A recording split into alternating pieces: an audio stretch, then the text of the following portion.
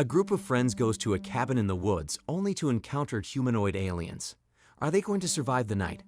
Let's find out in the 2014 science fiction film Extraterrestrial. One night, a woman named Nancy comes panicking in a shop, begging the store attendant for help but gets declined. Looking around, she sees a phone booth and immediately calls 911, telling them that something took her family away. Then all of a sudden, the communication line gets cut off and a bright light flashes before Nancy. Shortly after, the store attendant checks on a noise he hears outside the shop, only to find out that both the woman and the phone booth are missing. And to his shock, the phone booth suddenly drops crashing from the air.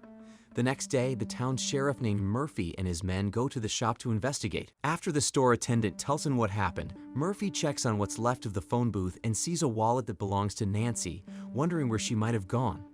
Meanwhile, a couple named April and Kyle set off to April's family cabin to take some photos for the purpose of selling the said cabin.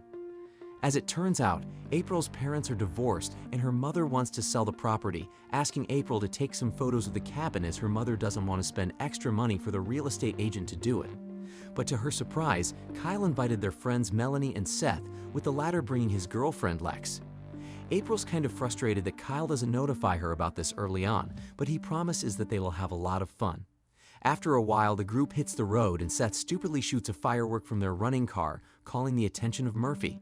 The sheriff pulls them over and asks for Kyle's papers since he's the one driving, and Seth apologizes, telling Murphy that it's his fault. Because of that, Murphy lets them off with a warning not to screw around his town, saying that there have been recent incidents lately concerning drunk teenagers and such. After a little while, the group finally arrives at the cabin and April reminisces about her memories of the place as she looks at the for sale signage. And with that, she begins to take photos while her friends start partying. Some time later, April and Melanie take a walk when Melanie's dog suddenly starts barking and running off. Chasing after the dog, the two women find themselves inside a greenhouse garden full of weeds. Just then, Melanie's dog shows up, so April tells Melanie that they should leave.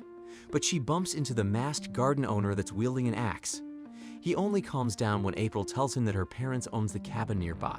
At this time, the man removes his mask and introduces himself as Travis, her father's close friend.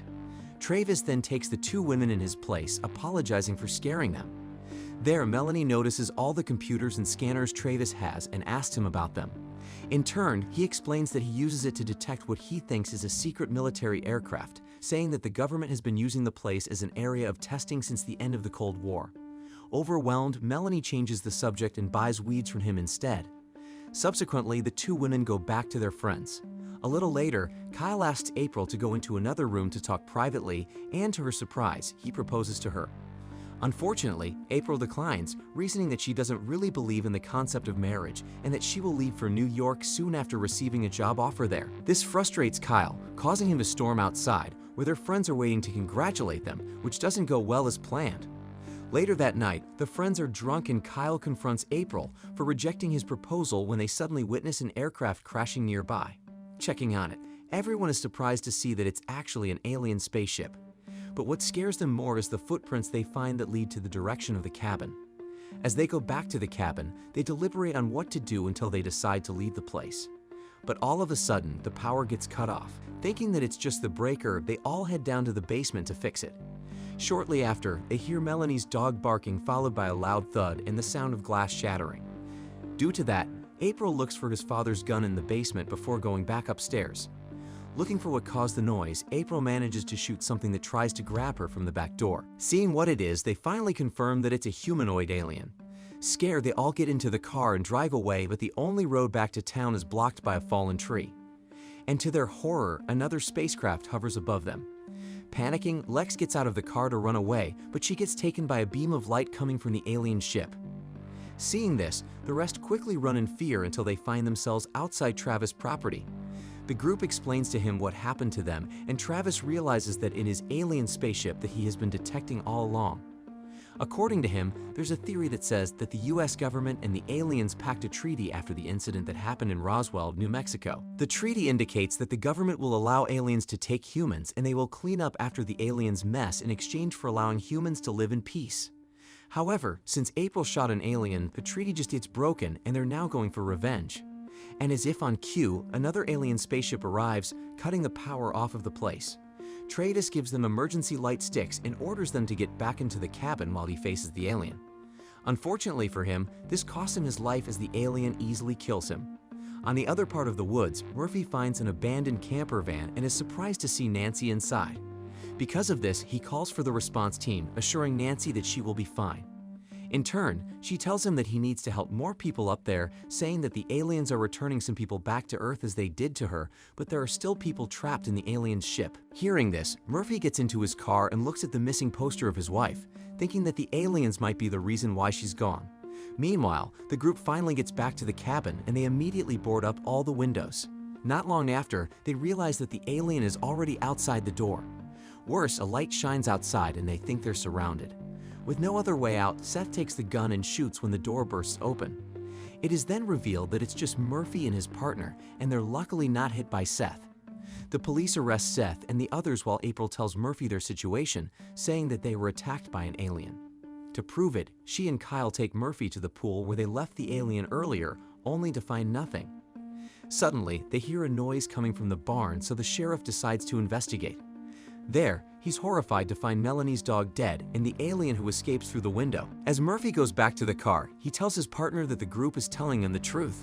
At this point, he also confirms to himself that it's indeed the aliens that took his wife, so he wants to take April and the others away as soon as possible. But when Murphy starts the car, the headlights shine on the alien in front of them, as it mind controls Murphy into killing his partner and himself. At this time, April shows up and takes Seth back to the cabin. As soon as he's out of the cuffs, he takes the police's gun and asks the others to leave April behind, thinking that the alien should only want her since she's the one who shot the alien.